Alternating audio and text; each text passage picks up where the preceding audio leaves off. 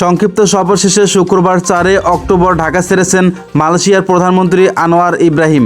ঢাকার হজরত শাহজালাল আন্তর্জাতিক বিমানবন্দরে বন্ধুকে বিদায় জানিয়েছেন অন্তর্বর্তী সরকারের প্রধান উপদেষ্টা নোবেলজয়ী অর্থনীতিবিদ ডক্টর মোহাম্মদ ইউনুস। মালয়েশিয়ার প্রধানমন্ত্রী ঢাকা ছাড়ার তথ্য নিশ্চিত করেছেন পররাষ্ট্র মন্ত্রণালয়।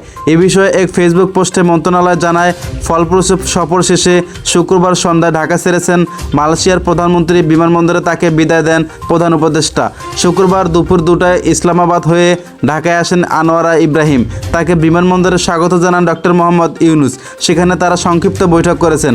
পরে ঢাকার ইন্টারকন্টিনেন্টাল হোটেলে ফের বৈঠক করেছেন তারা। বৈঠক শেষে যৌথ প্রেস কনফারেন্স করেছেন দুই শীর্ষ নেতা। বিকেলে বঙ্গভবনের রাষ্ট্রপতি মোহাম্মদ শাহাবুদ্দিনের সঙ্গে সৌজন্য সাক্ষাৎ করে সফররত মালয়েশিয়ার প্রধানমন্ত্রী। প্রসঙ্গত, প্রায় 11 বছর পর মালয়েশিয়ান কোনো প্রধানমন্ত্রী বাংলাদেশে সফর করেছেন। সর্বশেষ 2013 সালে নভেম্বরে সরকারি সফরে ঢাকা এসেছিলেন মালয়েশিয়ার তৎকালীন প্রধানমন্ত্রী নাজিব রাজাক।